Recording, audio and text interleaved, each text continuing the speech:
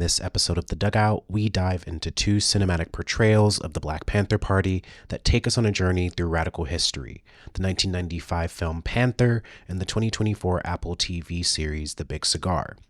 Directed by Mario Van Peebles, Panther features standout performances from Kadeem Harrison as Judge, Bokeem Woodbine as Tyrone, and Courtney B. Vance as Bobby Seale. The film dramatizes the party's early days, highlighting its rise to prominence and the fierce challenges it faced in the late 1960s, while compelling in its depiction of the Panthers' revolutionary spirit. And then fast forward to The Big Cigar, a 2024 limited series that takes a fresh angle on the Black Panther Party history, starring Andre Holland as Huey P. Newton, Alessandro Nivola as Hollywood producer Bert Schneider, and Tiffany Boone as Gwen Fontaine. The show follows Newton's dramatic escape to Cuba during an intense FBI manhunt. Praised for its gripping narrative and stellar performances, The Big Cigar does raise questions about the pressures and complexity of portraying a radical movement as a leader, and also the internal struggle that Huey Newton faced. This episode isn't just a review, it's a deep dive into the art of telling radical histories in film and television. As someone that really loves film and TV and is also a writer and is interested in radical narratives, I found digging into both of these works really interesting. Me and Jordan had a lot to think about, chew on. With Panther, I was honestly pleasantly surprised with how entertaining and engaging the movie was. I feel like it's a really great entryway for folks that maybe know nothing about the party and just want a single work to kind of give you the broad brushstrokes. And I would say The Big Cigar is definitely more of an example of how weird new media can be, how cheaply done the sound stages can be and the green screen. And I don't know. I think there were a lot of weird things about The Big Cigar, but I can say that I at least was pleasantly surprised that it explored Huey P. Newton's mental health and really dove into the emotional side of activism. Among many things, this episode is going to explore what does it mean to get these radical histories right in the visual medium. How do these works navigate the line between dramatization and historical truth? And what are the possibilities of reimagining revolutionary narratives in ways that inspire and challenge us? So tune in for this conversation that unpacks the power of representing radical movements on screen. Whether you're a film buff, a history lover, or curious about the intersections of art and politics, this episode will give you plenty to think about. Eldridge Cleveland shot Brother Warren Wells, arrested Brother David Hilliard, our national captain of the Black Panther Party. They are making it their business through process arresting me and my wife, through a process arresting numerous Panthers on the block. The Oakland police, well known for its brutality, never misses the chance to harass the Black Panthers, to search them, to trap them, to enter their houses without warrants, and even to shoot them, as they did Bobby Hutton, 17 years old, who was running without arms, having left a basement where he and Eldridge Cleaver had taken refuge after a gun battle involving 50 policemen shooting 1,000 rounds. It was April 6th, 2 days after the assassination of Martin Luther King. As for Huey Newton, he was arrested the night of October 28, 1967, after a routine driver's license check that turned into bloodshed. The facts: 9 shots, 1 dead policeman, another wounded, a bloody law book on the street, and Newton shot. The testimonies are contradictory. It was a dark night. No witness actually saw the weapon in Newton's hand. He was seriously wounded, taken to the hospital, where on the operating table he found himself surrounded by policemen who threatened him. Really know if I have any expectations, but for my co-host Jordan, do you have any expectations of this movie? I mean, just looking at the imagery, I was just kind of looking and seeing if it's based on a book. I'm like, did this dude, was he in the Black Panther Party? Was he in the Black Arts movement? I mean, he's a black artist. And I don't know. I mean, it seems like he was doing a lot. You know, a lot of culture work. So I don't know. I'm kind of excited.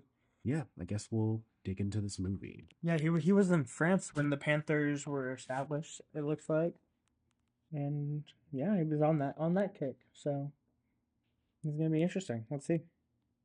Okay, we're 22 minutes in, and so far there has been a very intense accident involving a child losing their life, a horrific street riot that was caused by cops mowing down a neighborhood of black people with batons and people screaming, getting dragged. Like, it really did throw me back to every riot I've been to, or 2020, or just anytime you're being chased down by cops and you're like, this is real. So that was real. And I do like that they had that whole scene in the jail where all the black men are in jail and they're having those different ideological debates, and the old black guy says, we just have to pray. They know not what they do. And everyone else is kind of like, no, no, no, no. What do you think of what the movie is presenting so far, like historically, aesthetically? What are you sensing? Well, I'm like, I don't know if I'm supposed to know these characters, but like, they're even like without knowing who's who. I'm like, oh, this is interesting. Like, this is, and it's like kind of lining up, and I'm kind of able to guess. And I'm like, oh, is this person just like a character that they made up, or is this just like a real person? Or yeah, it's kind of fun in that way. I do think, yeah, 2 hours of this. I wonder how long it's gonna go. What's that? I wonder how this is gonna end, because the way it's setting it up is very kind of actiony. They're not willing to stay away from violence and showing you a little bit of blood. Um, but they're also like engaging with them as characters and as people. So I'm like, huh. Yeah, I think it's a good balance so far. Like the conversation between who I think might be Bobby Seale and his mother, because he fucked up a cop during the riot because the cop was about to literally maul his mom with a baton. Like the riot scene was Yeah. traumatizing. I'm like, give me the black experience in 90 seconds, why don't you? So, yeah. Yeah, let's continue. Okay, the movie is over. The movie is over. I will say immediately, you can tell this was made in the 90s because there's a lot of fucking violence, a lot of shootout scenes, a lot of people bleeding out, a lot of people crying in their friends' arms. But I will say I was pleasantly surprised by this movie. That sounds weird to say because it involves a lot of craziness and trauma and death, but I was pleasantly surprised. I think it held a lot of the nuance of how the times changed, how people felt about the state. I think it held a lot of the different layers of relationships. Yeah, even like the Eldred stuff and then Bobby, and like it really kind of tied things together timeline in a way that I haven't really seen any other film do. So I would say for me, I'd say, I don't know. 1 out of 10 on an entertainment scale, I'd say definitely an 8.5. I would say radical history wise, I'd give it maybe a solid 6.8. Like, I feel like it was going for the broad strokes, and you really got a sense of like the different relationships in a way, even though, like, yeah, there's of course other things that I don't know, a 4 hour movie would be able to reveal. Yeah, I feel like I was just pleasantly surprised in a way. Yeah, it was a really interesting snapshot. I don't. I would give it a like. What do you give it? Did you give it a 4? No. Oh, I give it like a 7. Like a 7.5. I enjoyed it. It was gritty. It had its like little ups and moments. It was kind of lovey-dovey. And there was a couple cool shots in there. So overall, would recommend to a friend. How about you? Yeah, I'd recommend it to a friend. For anyone that wants to watch this, we'll put it in the show notes because it's very available on YouTube. You can watch it. You can watch it while we're watching it in this episode because I recorded some clips of us watching it and talking. So, yeah. Watch it while listening to us. Watch it while listening. Okay. See you guys. See everyone later. We did gender. See everyone later.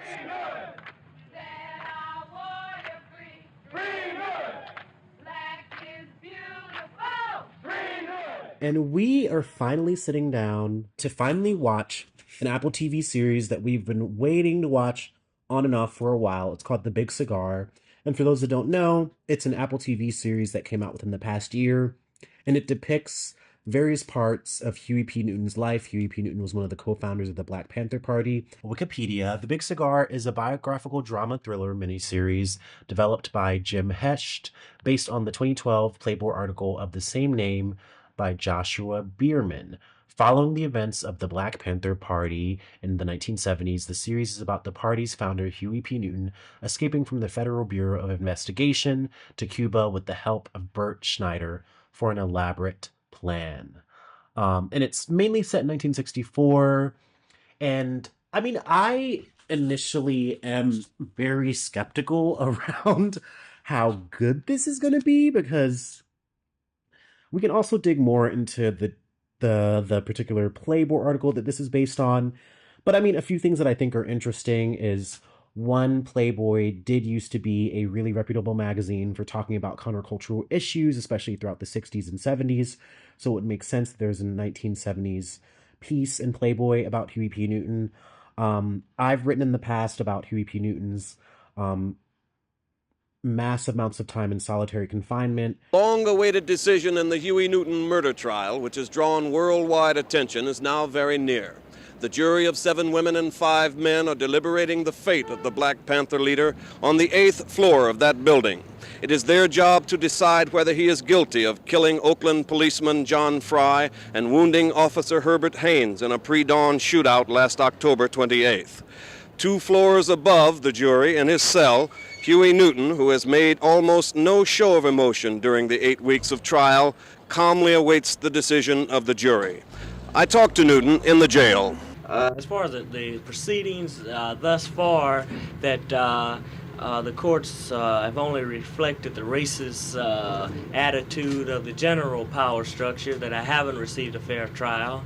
So a few years ago, I wrote an essay that is still one of my favorites to date, and it's called Beyond Revolutionary Suicide, and I'm going to read a little bit of it. When Huey P. Newton walked out of Alameda County Jail on August 5th, 1970, it was after a 3-year campaign that garnered attention from all around the United States and the globe. The image of Newton, strong and stoic, sitting in the wicker armchair, went public just 7 months before Newton would be sent to jail on charges of killing a police officer in 1968, all of which was only 2 years after the Black Panther Party was founded in 1966. From the beginning, the Black Panther Party operated from a deep political need to heal the community. A problem.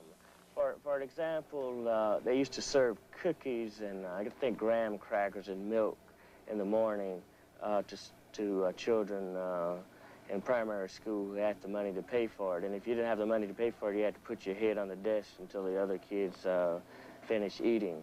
I always thought that was very bad, but at the Oakland Community School, everybody eats. And believed in the power of aesthetics. Huey P. Newton and Bobby Seale developed the party's 10-point program, developed a slick attire for the incoming members, started police patrols, and in May 1967 earned international media attention when they stormed the California State Capitol in protest of the Mulford Act. The photo, which activist and writer Eldridge Cleaver had posed Newton for, wasn't to Newton's liking, and he asked for it to be discontinued. Nonetheless, the photo and Newton's political iconography would rise throughout the Free Huey campaign. In his famed memoir, Revolutionary Suicide, Newton noted that he learned to master his thoughts and place no importance on the passage of time. When asked if his experiences in solitary confinement had affected him deeply during a 1973 Playboy interview, Newton replied, "Not me.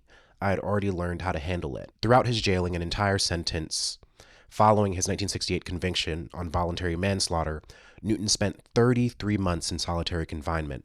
Newton, however, noted in his writings that his 6-month imprisonment following him stabbing a man at a party in 1964 was what truly prepared him for his incarceration during the Free Huey campaign. During his 6-month incarceration, Newton was usually kept in the dark. Because of the heat, he was also nude and, like other prisoners, was meant to shit and piss in a 6-inch hole. He was given a half of gallon of water a week. By his imprisonment in 1968, Newton was one of 168,000 in the U.S. prison system. How he called solitary confinement, along with a lot of other people that were incarcerated, the soul breaker.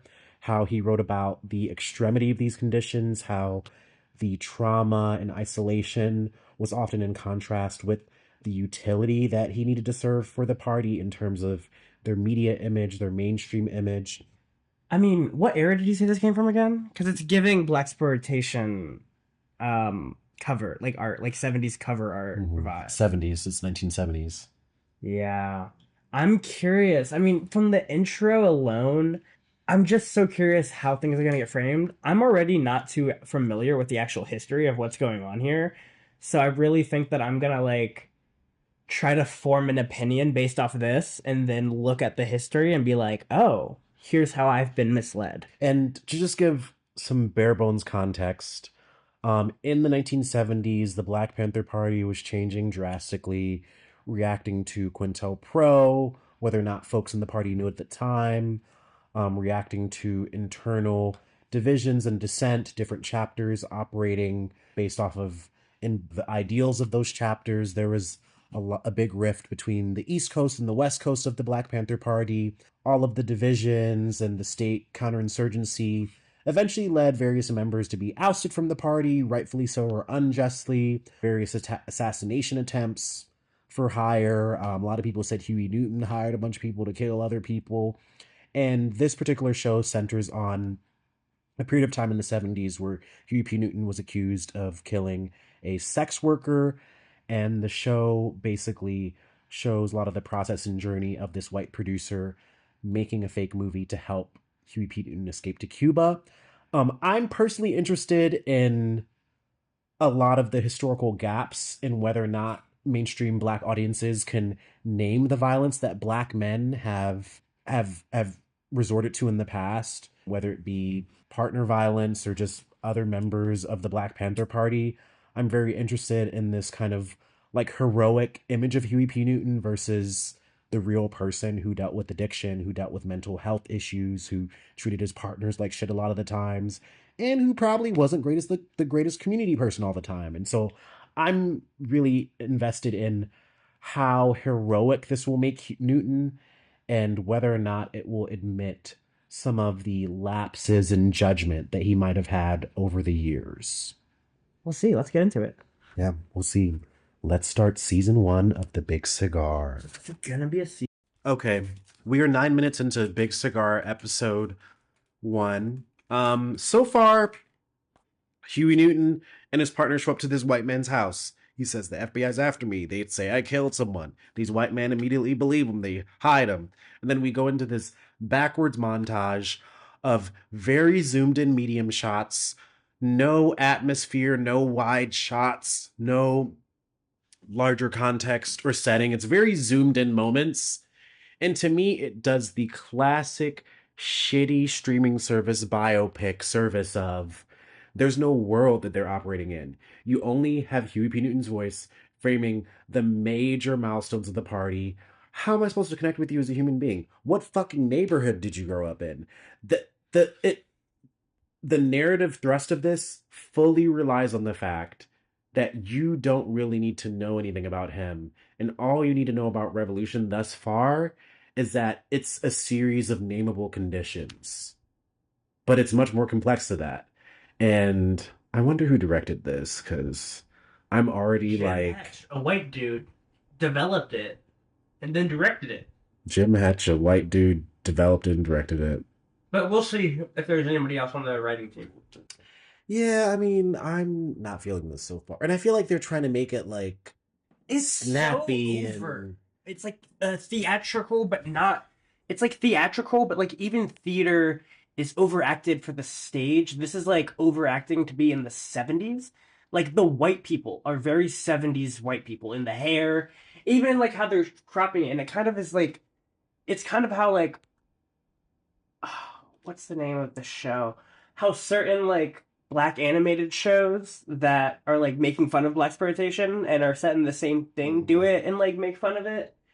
But I don't really know. Yeah, like you said, there's no real world. Yeah. Like, I haven't seen... But I don't know if that's what this is trying to give, too. But I mean... They established an unreliable narrator from the beginning. So I think we're supposed to, the whole time, be hearing him. And we're supposed to hear his justification and how he's saying it, but then we get to see something else. Yeah. Like, this is at least, machismo. Or not even machismo, bravado. And the, like, early foundational facts and actions that they did. Well, I'm curious to see how that will develop. Yeah. And how they use that medium. Because if they're just going to use it to glorify them the whole time. Yeah. I mean, I agree with everything you just said. And I also mentioned my point about, like, the setting and the atmosphere. The way this is shot and the way I feel forced into the setting because they don't show you enough of the actual room, the actual space. Like, I haven't seen any of the characters on a street where you could see, like, everything and it's, like, zoomed out. Basically meaning, like, I wonder what the budget for this actually was and if they spent enough of it on, like, actually putting these actors in locations that, I don't know, give an immersive sense of the 70s. And then it also, yeah, it just feels like since they didn't invest in that, they had to frame everything in a certain way. Do you remember when we watched Rustin, the Netflix movie, and how I feel like I felt the same way watching that? It was a lot of zoomed in shots of people in offices, and I'm like, why can't we have this scene outside? Or the cheaper way to do a historical drama, I guess is what's underneath what I'm saying. I'm really not buying that we're really in the 70s because they haven't even held on a scene or a shot in this show for more than like 10 seconds. It's shortening my attention span. 9 minutes in. Can I make it? Can I make it to the end? Take your bets, audience. I'm enjoying it. I think it's funny. In some ways. I think it's kind of like I think it's like slapstick goofy. And the fact that there's so many people writing this that are so white, I'm like, do they have an actual critique of blaxploitation and how they're moving through this? And I don't know. We'll have to see. That will be, up for discussion for many folks to see, because I don't even know if I haven't watched that much movies, so I'm not really movie brained. Stuff.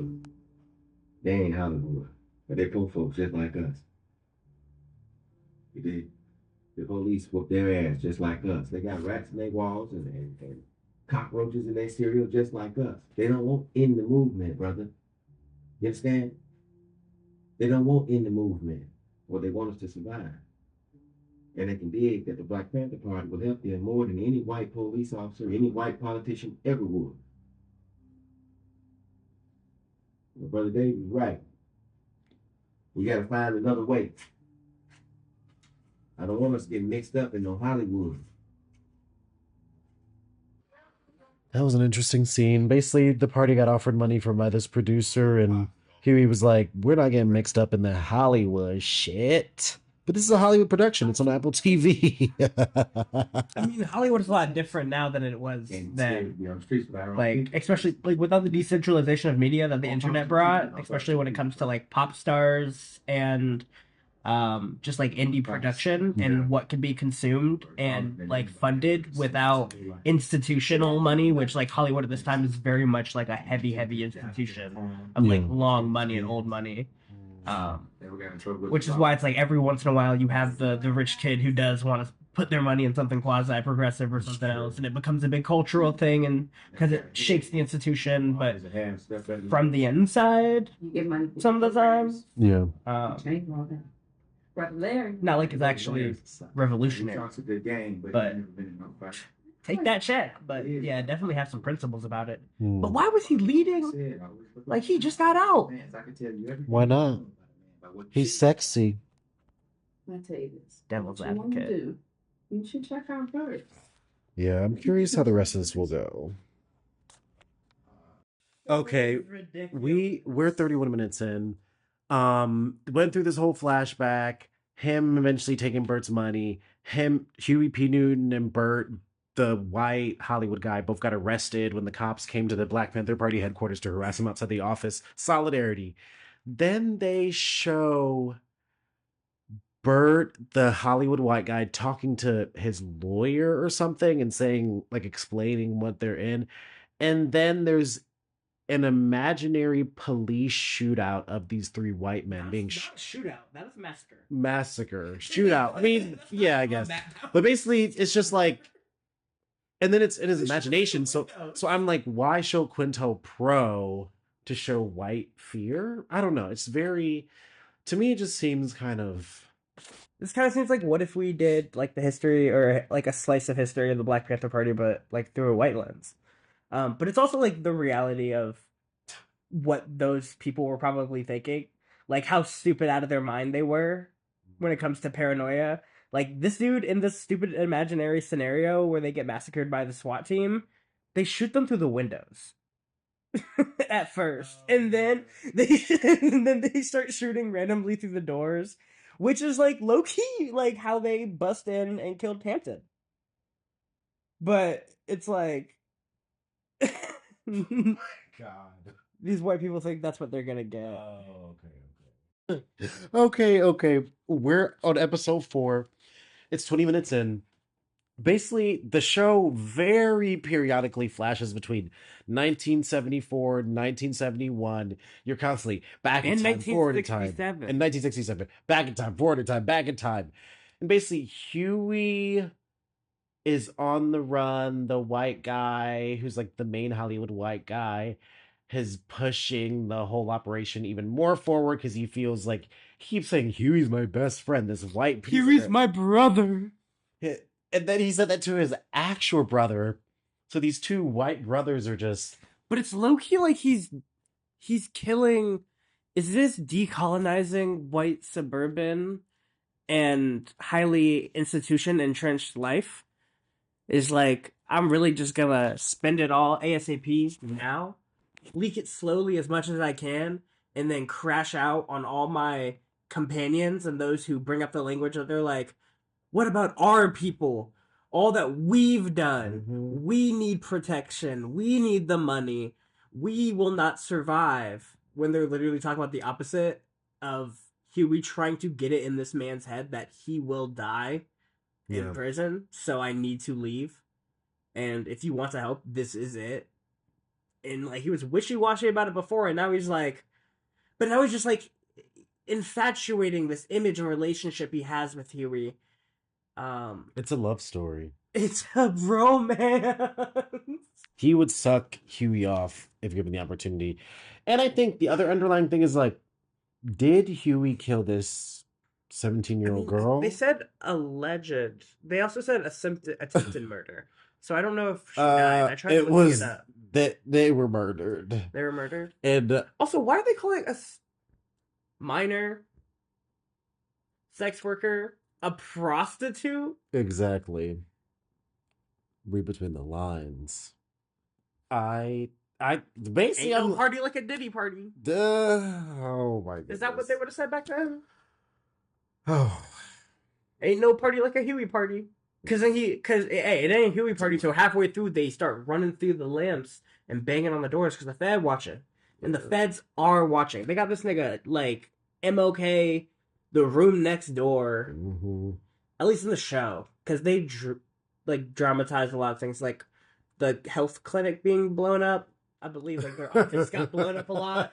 I don't mean to laugh, but that scene was very poorly executed. Oh my god. I don't know. So the way this show delivers trauma, it's gimmicky. It's so unserious. And then some of the white people scenes is the tonal differences. Sometimes I'm like, I don't know. Sometimes it feels a little offensive. I don't know. I don't know. Maybe I just don't like white people having this much screen time. It's like, isn't this about our humanity, not theirs? No, it's about the Big Cigar, which involves this white dude. Oh, okay. Yeah, okay. He matters. Oh my god. Okay, so hello, this is Prince. I'm sitting down the next day after Jordan and I watched a bunch of The Big Cigar. I know we're going to finish the rest of the miniseries. Yesterday we watched episodes 1 through 4. Each of the episodes are about 40 minutes. And where I just watched, I just have to say, I took a few notes to kind of share my reflections. I think my biggest reflection on this show so far is I fucking hate how it includes so much of the backstory, humor, empathizing with the white producers that helped Huey P. Newton. And I'm looking it up just so I can get the characters' names right. But essentially, throughout most of the show, we have Huey P. Newton guiding the Black Panther Party. We get to see his time while he's incarcerated for about 3 years in solitary confinement after falsely being accused of killing a police officer, and how during that time he was incarcerated, the film and TV producer, who's the son of Columbia Pictures or whatever, Bert Schneider, and his friend Stephen Blauner get entangled with the Black Panther Party. They start funding them. And then eventually in the 70s, when Huey P. Newton is accused of killing a 17-year-old, Huey decides to go on the run, convinces Bert and Stephen to help him. His partner, Gwen, at the time, is struggling with how to help him. And we also get to see the perspectives of two FBI agents, Sidney Clark, who basically pursues Huey P. Newton, helps the government fulfill their plans of Quintel-Pro, of division. We also get to see Bobby Hutton, and for historical context, those that don't know, Bobby Hutton was one of the first members of the Black Panther Party who was named a treasurer and was eventually killed in a shootout by police that Bobby Seale was also involved in. It just, the way it uses the white characters as a sense of humor in this hyper militarized and repressive environment. One, I'm like, I don't think I need white people to be comic relief. I personally don't. It makes me uncomfortable. I feel like I'm sitting there waiting for it to be over. I don't fucking care about these white people. Even in episode 4, the character Steven, he steps up. You're like, oh, he's down. And then he ends up in this shootout. And you're supposed to be like, I don't know. I think a lot of it is supposed to make us care.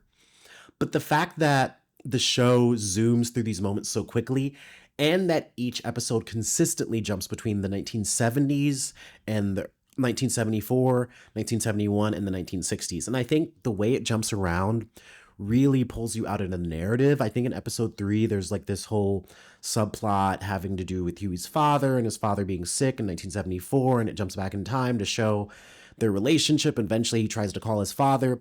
And also, on a radical level, there's just a lot of things in the show that don't make sense. Why would they trust these white people who are blabbering to everyone about their plan? Fucking Steven's kid, the white guy's kid, knows that Huey P. Newton is going to Cuba. When Huey is wanted by the feds, he ends up going to a fucking movie theater to talk to his wife. I'm like, why would you go to a fucking movie theater? The Hollywood producer guy, Bert, he ends up going to a party where it's revealed that he's wanted by the feds. And then he ends up going to a crime scene after. There are so many choices and things where I'm like, if this actually happened, this is the worst radical escape I've ever seen depicted on film. Like, Bert and Stefan try to set up an escape plan for Huey P. Newton twice.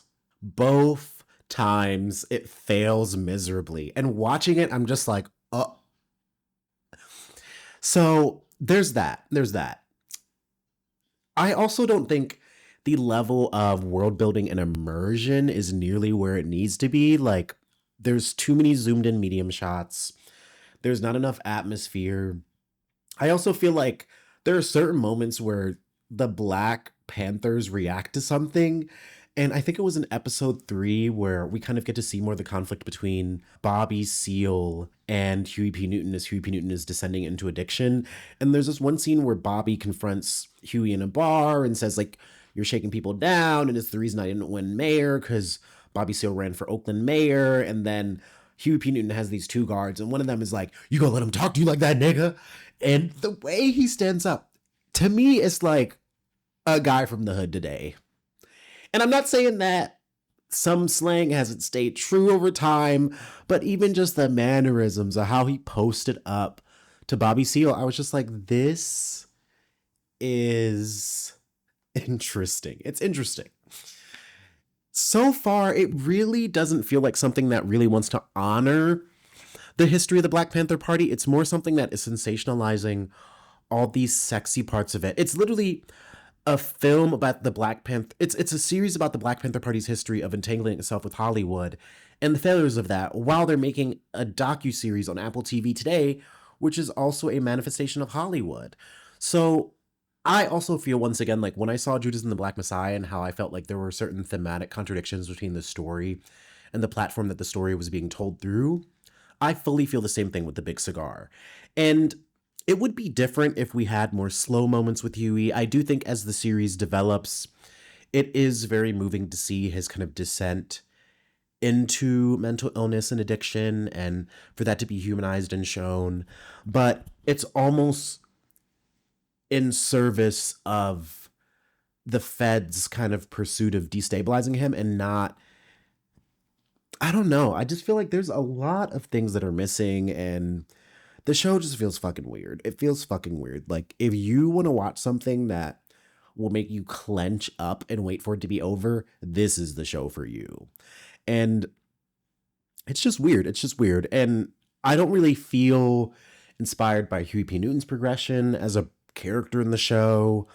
And I will say the one thing that is interesting about it is that it shows a lot of the divisions and internal struggles within the party, like how some people thought the party should be more violent and militant, and how others thought that the survival programs were necessary. It also shows some of the difficulty of the women in leadership, and being listened to and respected by other men in the party. And it also speaks to like people in the party kind of like realizing that there's federal intervention and counterinsurgency.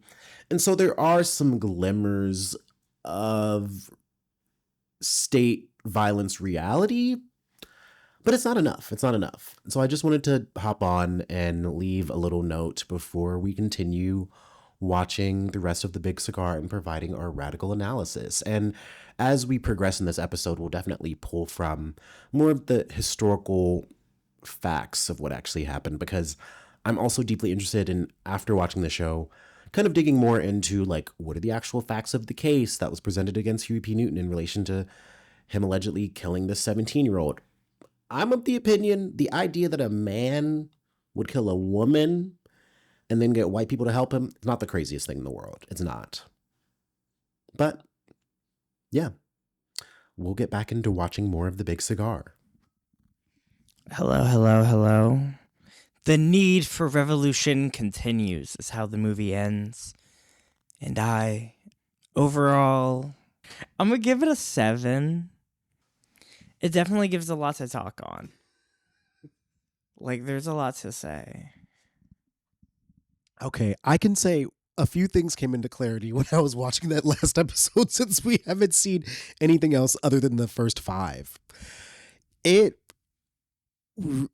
feels like a show written by a white people, because why is this a show about the Black Panther Party and this white derpy bisexual looking fucking 45-year-old is trying to fucking fuck Huey Newton the whole time?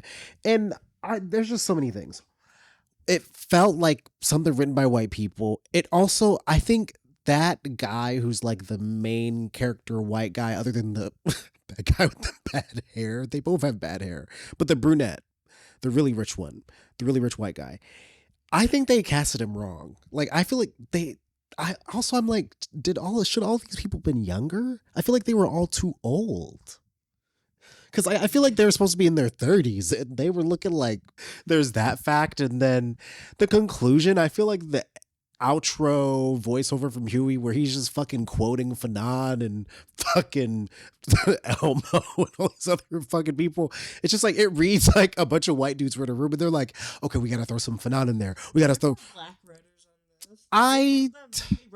Who wrote the last episode? Because that's what I gotta know. Who wrote the last episode of this? Because we're gonna see. We're gonna see right now who wrote the last episode involved. But I really it don't sit right. It don't sit right. Why are they standing in the streets of Cuba saying in the streets of Mexico saying we gotta get you to Cuba? I'm like, practice some security culture. Like, why? I don't know. There's just so many plot hole questions. I feel like we saw Huey and Gwen get married in Mexico. Apparently that didn't happen. Also, side note, we looked it up, and Frederica Newton, who Huey married a few years after returning to the US, also watched the movie and apparently not the movie, the series, and apparently loved it. So I sighed a sigh of relief. They praised it for fucking honoring his legacy. What the fuck? It's the same kind of honoring she does now. There, you saw that big bust and plaque of him, and then the street name, and now there's a movie that's not disparaging as much, and they're like, that's all I needed. I sighed a sigh of relief because I expect nothing else from this fascist fucking country. Especially seeing the creators, they were like, I didn't even know about it until I saw there was a screening in my hometown, so I walked up and was like, ooh, okay, not as bad as it could be. She loved it in my book. That's what I read, but I'm reading between the lines. I would rate it 1 out of 10, probably a 4. I feel like anything that you could watch episode after episode and be like, I wish half of these people would be shot in the face, and it's not the people in the Black Panther Party. It's, to me, I'm just like the Bert guy. I'm just like the way he was looking at Huey Newton. I'm just like, just admit that you want him. Like the bisexual coding of all of this, like, yeah, bro, like I don't know who I am without you. Gay.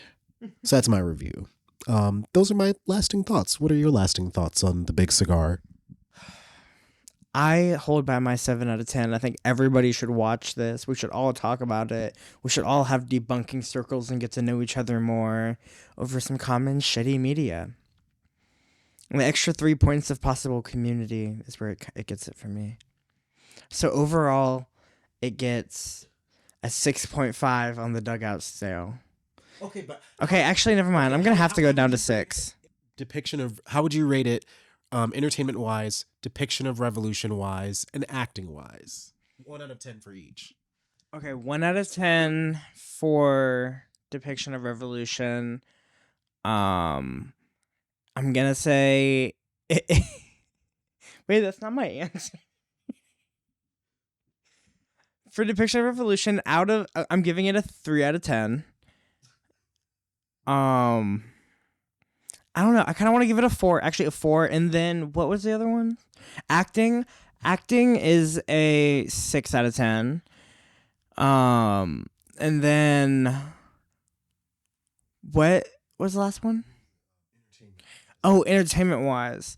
Well, because the acting was so like try hard, I was like, it's kind of entertaining to watch this happen. It's like, when are you gonna break into song and dance? If this was a musical, actually, it would have. Because if you're gonna be this goofy, hit me with some tunes. Yeah. So entertainment, I would say that's gonna give me a 5. My review on those scales is, entertainment wise, I'd give it a 6 out of 10. I think it had a pretty, I don't know, dynamic arc. Like Huey learned a lot by the end, and it had a very sweet ending, even though I'm kind of like, no, in real life I'm like, oh Lord. And then depiction of revolution wise, definitely a 3 out of 10. Like the fact that they were yelling about all these top secret things in public places and in hallways and in front of other people, and you're trusting this white dude who's obviously very connected to high people, and then he just shows up again when you're in Mexico. Like, why would you not maybe suspect that he's wired or fucking selling information or whatever the fuck? I don't know. It just didn't make any sense. And then like a lot of the escape scenes, it just, maybe the camera, the cinematography, it just felt goofy. So I feel like it just made me feel like less like this is a revolution and more like this is an Apple TV show. And then I would say acting wise, I don't know. It's kind of like directly in the middle, a little below average. So I'd say a 4.7 out of 10, because I didn't find myself really moved by anything. I was more surprised. So that's my review. That's our Dugout review of The Big Cigar. If anyone out there listens to this podcast and happens to be working for a production company, or you work PR, invite us to some film festivals, invite us to a screening, invite one of us to be an actor on something. We could be a historical consultant. Really just consider that we have potential. If you just love our show, make sure to check out our Patreon at the Patreon /The Dugout Pod.